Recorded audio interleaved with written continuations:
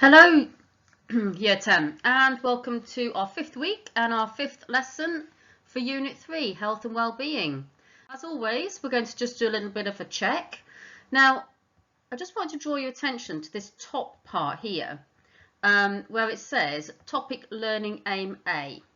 Now, as you know, this is our exam component, and our exam component has 3 learning aims, but learning aim A is the longest. Okay, so once we've completed this one, we've completed probably half at least. So we have already completed health and wellbeing, and I hope that you're going through and kind of doing a bit of a tick of yes, I feel happy with this. As I know I say this to you every week, but if there's anything you're not certain about, you could do one of 2 things. You can one of 3 things, in fact. You can go back and obviously have a look and a recheck of any work. You can sign up, if you haven't already done so, for the zigzag revision, which is excellent. It's free at the moment, and the instructions are in the files section on Teams, and it really is brilliant. It covers all of these. So if you haven't done so already, please sign up to that if you can. Or you can obviously contact me and ask any questions or anything you're not certain about. So we've looked at health, wellbeing, genetic inheritance, ill health, diet and exercise. Remember, I said to you we're going to be looking at this and incorporating this into a lesson in the autumn term. Alcohol, smoking, nicotine and drugs. Obviously we looked at these last week. I'm going to recap those in a moment. Just before we do that, this is the second page of Learning Aim A. There isn't a third page. So once we've completed this, we're finished this section. Okay. Now, I just wanted to go onto this page for 2 reasons. One, because it links to the lesson we're doing today, but also because I wanted to draw your attention to this. We're going to be looking at this in the autumn term. Social interactions and relationships. You will notice that this is a bit of overlap with what we've already looked at, because we've already looked at what social isolation means and social integration, so integrating with others and getting along with your peers or other people. We've already looked at the positive and negative effect of relationships and what different types of relationships there are. So for example, family, friends, intimate relationships and so on. So you'll notice this is very much an overlap. I'm going to suggest at the end of this lesson that you watch a couple of things to remind yourselves about it. We are going to look at this next term, but the reason I'm not going to look at a lesson on this today is because I know that this covers things that we've already looked at. So today we're going to look at this one, stress. We're going to look at the causes of stress, or what might cause stress, and the extension activities is directing you towards a website that covers that in much more detail, and the physical effects of stress. Now, if we have a look at these, and the reason I'm mentioning this to you is if you, for your extension activities, want to spend a little bit of time looking ahead at what we're going to look at and getting a little bit more understanding. We're going to, when we come back in the autumn term, look at asking for help. So what might the barriers be to seeking help? Again, you'll notice an overlap with Unit 2 here. We're going to be looking at economic factors that might affect somebody's well-being and health. So for example, their income or poverty. I've mentioned something in the extension activities that you can look at here, and I'm going to suggest that you have a look at it just to remind yourselves about it. We're also going to look at environment and pollution and the negative effect that pollution could have, and also good and bad housing. Again, there are some suggestions of things that you can look at. We will remind ourselves about expected and unexpected life events and how that might affect you. You will notice particularly in this section here, there is a lot of the topics that overlap Unit 2, and that's deliberate because the idea of this final exam topic is that it brings everything together. The key thing we have to do is to re-familiarise ourselves, make sure we know it is the first thing, but also then be able to use that information in a slightly different way in terms of answering exam questions. So you might want to come back to this or maybe take a picture of this so that you know what we're moving on to look at, and that gives you a bit of guidance if you want to do some extension work or go back over your notes or have a look at things before next term. Okay, so last week we looked at, the lesson was on substance use. So we're just going to do a quick question recap. As always, if you want to refamiliarise yourself with this, pause this before we go through them. When you feel confident and happy to go through these, then obviously start this again. So number one, the maximum number of units of alcohol an adult should consume in a week is 14. That's for men and women. What is binge drinking? Why is it more dangerous? Binge drinking is when you drink all of your units in one go. That is much more dangerous to the body because it puts a lot of pressure on the organs, in particular the liver. Question 3, the health risks of drinking an excessive amount of alcohol are varied, but they include things such as having higher blood pressure, increased risk of some cancers. In the short term, remember we talk about long and short term. So in the short term, it can lead to mood swings, insomnia, higher risk of accidents, for example. In the long term, there are various health risks on the body, such as high blood pressure, heart disease, and so on. Number 4, the health risks of smoking. Again, remember we talk about this in terms of long term and short term. In the short term, the health risks of smoking are things like bad breath, stained teeth, smoker's cough. In the long term, it's increased risk of cancer or some cancers, increased risk of stroke or heart disease or high blood pressure. Number 5, the health risks of taking illegal drugs or misusing prescription drugs are very similar, and that has an impact on all parts, including the brain. It can affect sleep, it can affect moods, can damage the organs, can include sort of impacts on the brain, including hallucinations and so on. Well done if you know that you know all of those and you feel confident with those. As always, if you're not quite certain, go back and recap and just check. Okay, so today we're going to be having a look at stress. And we're going to be looking at what stress is, what might cause stress, and what impact it has on the body. There will be times when I will say to you to maybe pause this and take a picture of it, or to note things down. As always, you should have, or hopefully you've got some bits of paper and a folder or your exercise book to do that. Okay, so stress happens when you have to respond to demands, and it causes the body to release hormones. The main hormone you need to remember is this one, adrenaline. And these hormones trigger a flight or fight response in the body. This is a primitive response. Remember, we've talked about the primitive brain. The primitive brain is our automatic brain. We have no control over it. And the release of adrenaline triggers a fight or flight response that we don't have any control over. There's a link in the extension activities to a video that you can watch that talks about the fight or flight, and I'll put that in the notes section for you as well. Sometimes this response can cause an overreaction to things that aren't life-threatening, because the fight or flight response in our primitive brain years and years and years and years and years and years and years and years ago was for our body to react quickly to a life or death situation.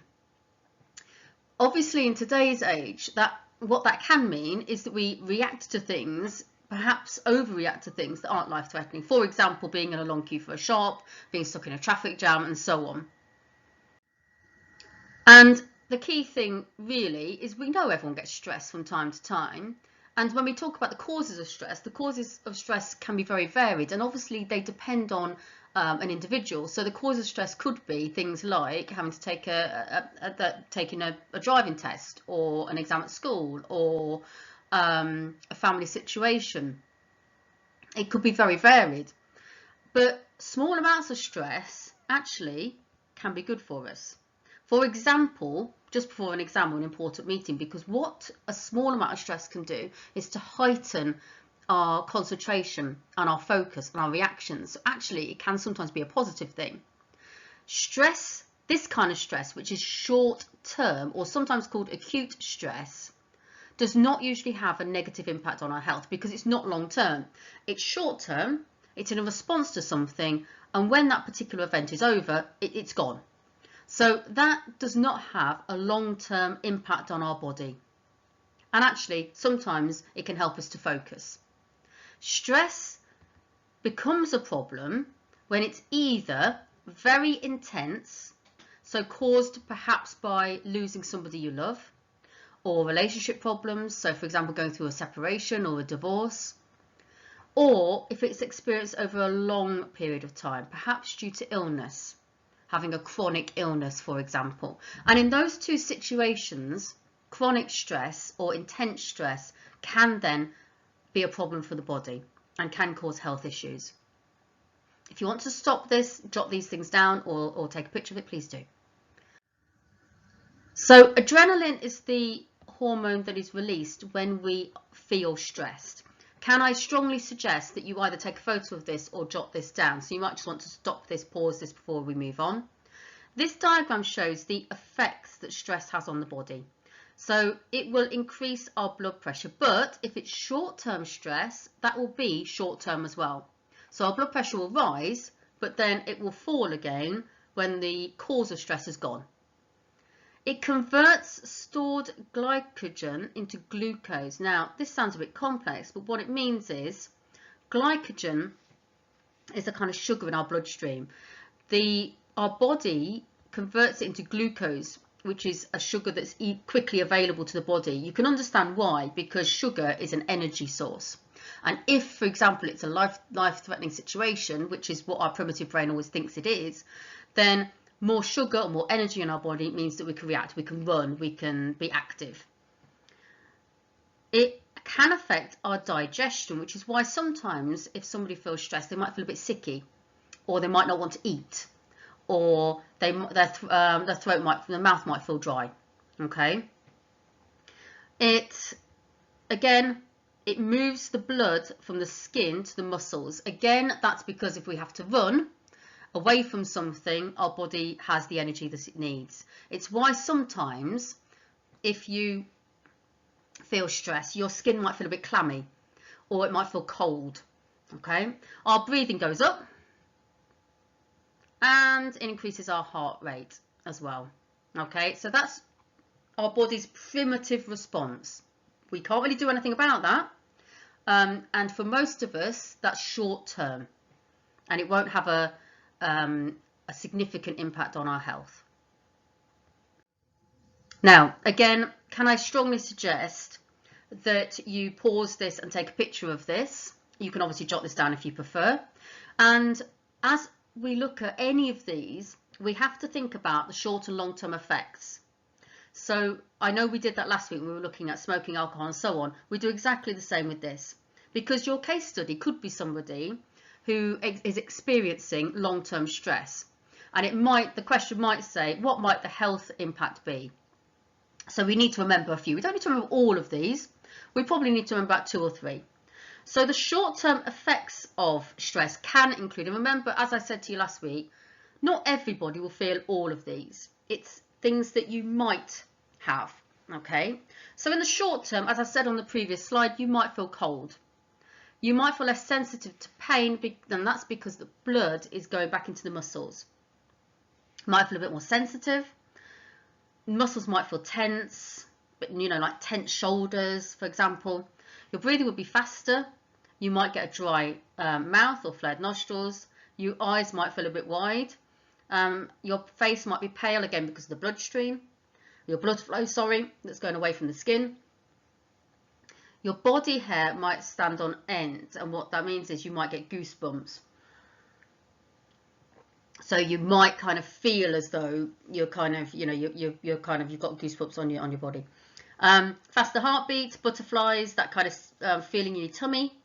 You might feel like you need to go to the toilet because your digestion is affected. You might have sort of sweaty hands. All of these can be short-term effects. They won't apply to everybody. Everyone reacts to stress in a different way, but you need to remember perhaps 2 or 3 of these. So maybe pause this and have a look at it and think, right, which of these am I going to remember? Which of these is going to be the easiest for me to remember? Because then if your case study is somebody who's having short-term stress, you could say, right, the effects will be, and remember, maybe try and remember 3. Okay, you might want to stop this, see if you can remember it, go through it and read it out loud. So the 3 I remember are da da da da, and check. Okay, and then just have a look back at the screen and go, oh yes, I've got them. Long-term effects can be sleeplessness or insomnia, sustained high blood pressure. Remember, we've talked about the problem of having sustained high blood pressure.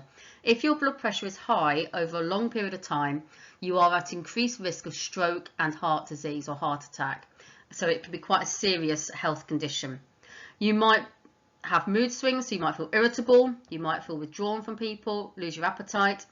It could increase the risk of heart disease or ulcers in the stomach, or asthma or eczema. And that's the reason for asthma is because of breathing issues. It could affect your circulation, or nervousness or anxiety. Increases of accidents, probably linked to sleeplessness, okay, and lack of concentration and it could lead to anxiety or breakdowns, aching muscles or body tension, headaches. It could affect your relationships or sort of intimate relationships, and it could lead to violent tendencies, so feeling of frustration, feeling a kind of that you can't cope with something or can't deal with your day-to-day life, and mood swings. The key, I think, with this is that it really can affect, as you can see on here, if you want to pause this, you could look through this and say, right, which of the pies is this affecting? And you'll see on here that this really does affect all of the pies.